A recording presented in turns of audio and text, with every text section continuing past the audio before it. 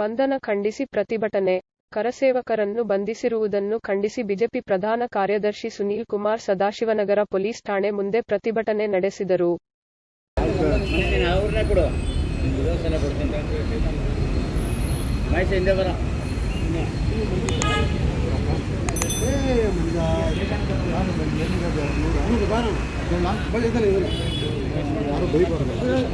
ಒಂಚೂರು ಹಿಂದೆ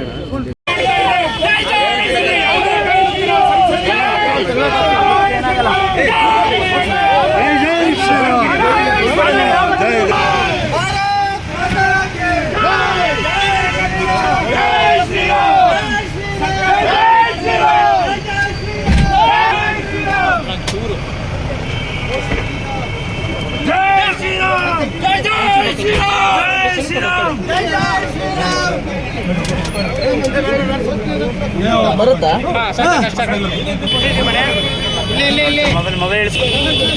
ಸರ್ ಈ ಕಡೆ ಅಣ್ಣ ಪುರುಷಣ್ಣ ಅಲ್ಲಿ